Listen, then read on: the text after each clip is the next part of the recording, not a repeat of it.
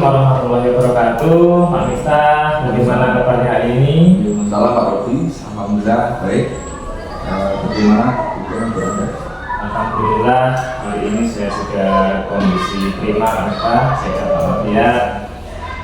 Begini Pak Miftah, minggu depan saya akan mengadakan kegiatan supervisi akademik dari guru-guru di SMP Bangun Kulon.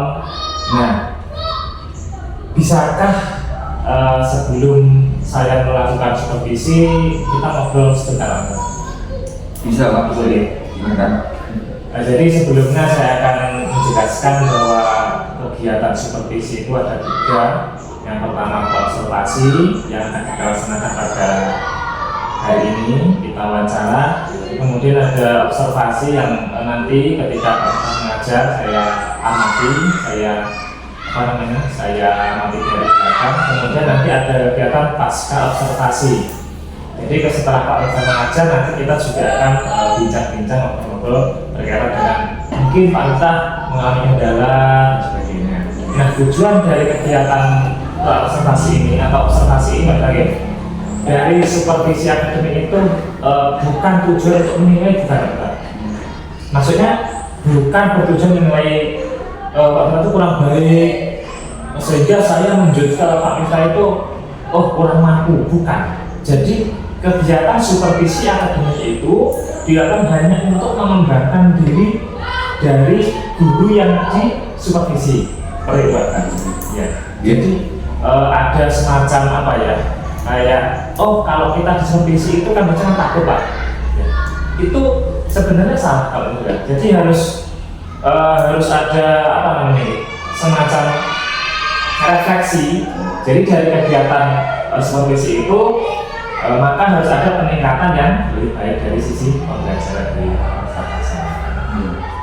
Ya, kalau bagi saya sendiri, terima kasih banyak Pak Rudi. Mungkin itu juga sangat bermanfaat bagi saya karena ya saya mengajar itu pasti banyak kendala-kendala ataupun kekurangan. Ya jadi ini juga sangat berarti buat saya dalam pelaksanaan pembelajaran di kelas. Kira-kira Pak Miftah siap untuk disupervisi kapan? Kira-kira di sepadan saja Pak.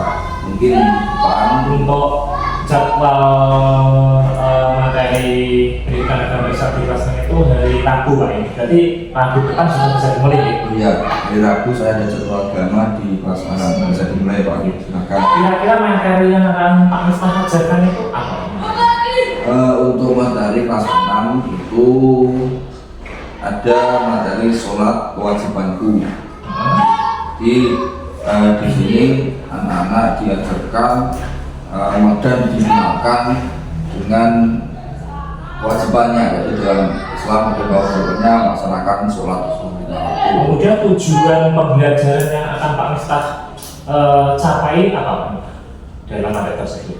Jadi tujuannya materi ini diajarkan nantinya dapat siswa itu dapat mengerti pentingnya sholat gitu Pak, dan melaksanakannya juga dalam sehari-hari. Kemudian bagian mana yang mungkin nanti akan saya amati dalam pembelajaran tersebut? Ini Pak Rudi, jadi setiap kali dalam pembelajaran anak-anak itu ketika saya berikan materi pelajaran itu banyak anak-anak yang masih belum fokus, artinya masih ada yang bermain, ada yang berjalan sendiri. Mungkin saya mulai berpikir apakah metode yang saya gunakan atau strategi yang saya gunakan itu ada yang kurang. Jadi nanti pantungan bisa memberikan masukan. Kira-kira dalam pembelajaran nanti Pak Miftah ingin menggunakan metode atau model pembelajaran seperti apa? Ya, jadi rencananya saya dalam pembelajaran untuk materi ini akan melaksanakan dengan berdiskusi dalam kelompok. Jadi saya menggunakan metode diskusi kelompok, kemudian saya akan mengamati keaktifan dari target saya. Jadi kalau bisa saya simpulkan, Pak Miftah nanti ingin mengembangkan atau mengaktifkan pembelajaran dengan metode pembelajaran diskusi kelompok. Iya, Pak.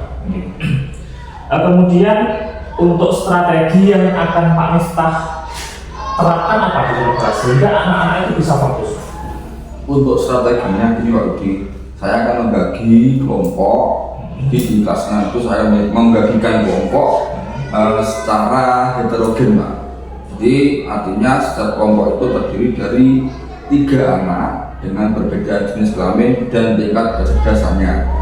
Dan tentunya dengan harapan mereka yang tingkat kecerdasannya tinggi bisa memberi contoh bagi peserta didik yang lain, dan serta juga bisa memberikan motivasi bagi teman yang lain.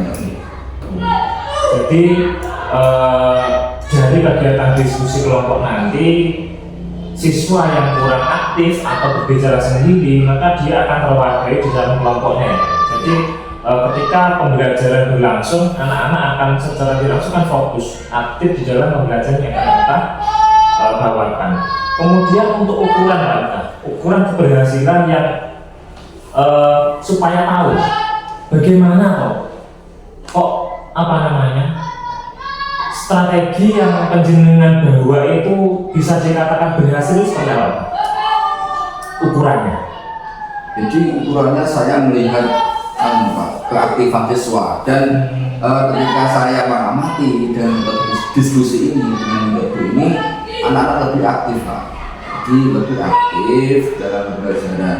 Jadi yang semula belum paham bisa ditanyakan, dan anak-anak itu lebih aktif bertanya juga.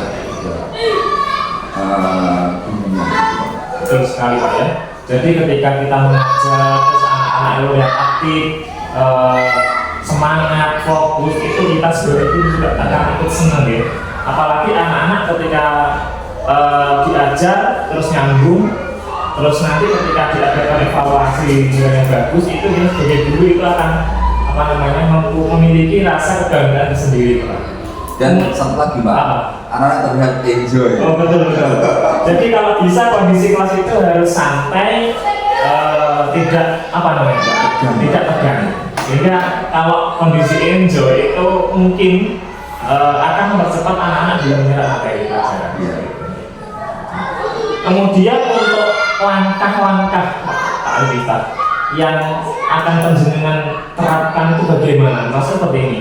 Nanti di dalam kegiatan pendahuluan apa saja, inti apa saja, penutup apa saja, bisa dijelaskan. Jadi langkah-langkah yang pertama saya itu mulai dari luar dari. Jadi saya isi dengan salam, terus menanyakan kabar siswa dan menyampaikan materi pokok serta tujuan pembelajaran yang akan saya lakukan dari itu, dan juga mengadakan persepsi. Jadi pada bagian inti saya akan mengajak anak membagi kelompok serta berdiskusi, kemudian mempresentasikan hasil diskusinya dan kelompok lain menanggapinya. Dan pada bagian akhir lagi saya bersama anak-anak membuat kesimpulan, melakukan evaluasi serta bereaksi bersama-sama.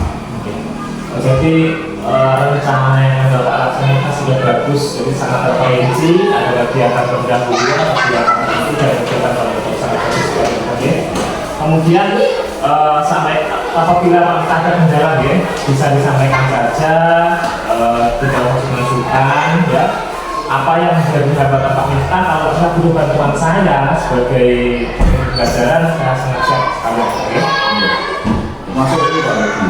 Untuk persiapan pembelajaran, saya nanti media yang saya gunakan itu salah satunya di sekolah. Itu saya menggunakan proyektor dan LCD Pak Rudi. Jadi saya ingin membuat media lain, namun saya juga tujuan agar anak-anak itu lebih tertarik dalam belajar dalam media. bisa bagus sekali. Ketika kita mengajar menggunakan media itu apalagi LCD ya, LCD mungkin di sana Pak Anta ingin menampilkan video bagaimana beberapa sholat yang bagus, yang benar, bukan bagus ya, tapi yang benar gitu, yang benar sesuai dengan syariat Islam. Nah itu mungkin anak-anak lebih paham Pak. Jadi bagus sekali ketika materi kewajiban sholat ini Pak Anta menggunakan media pembelajaran berupa LCD projector, di mana nanti akan menampilkan video kegiatan gerakan sholat. Bagus Pak. Iya. Kalau kita menggunakan LCD nanti ada di ruang kepala sekolah bisa digunakan ya Pak. Ya fasilitas itu fasilitas sekolah bisa digunakan untuk pembelajaran di sekolah. Ya, berarti mungkin semuanya juga perlu bahwa dalam peningkatan kompetensi juga saya di sini terima kasih bahwa besok minggu depan akan melaksanakan observasi kelas, tentunya sangat membantu saya dengan apa yang menjadi kendala saya dalam pembelajaran, dan nanti saya bisa menggunakannya dari Jadi kita semoga kegiatan yang akan kita laksanakan nanti mampu meningkatkan penjenengan, kompetensi penjenengan sebagai guru sehingga memberikan pelayanan yang baik kepada anak-anak yang memang itu merupakan kewajiban kita. Jadi harapan saya dengan kita melaksanakan kegiatan supervisi ini itu tidak membebani Bapak Ibu guru, namun itu akan menjadikan sebuah motivasi, akan menjadikan sebuah pembelajaran di mana kita akan meningkatkan kemampuan mengajar kita seperti itu. Mungkin Pak Ita terima kasih atas waktunya sudah bersedia ngobrol dengan saya. Semoga nanti minggu depan hari Rabu kegiatan supervisi yang kita laksanakan dalam berjalan dengan lancar. Amin.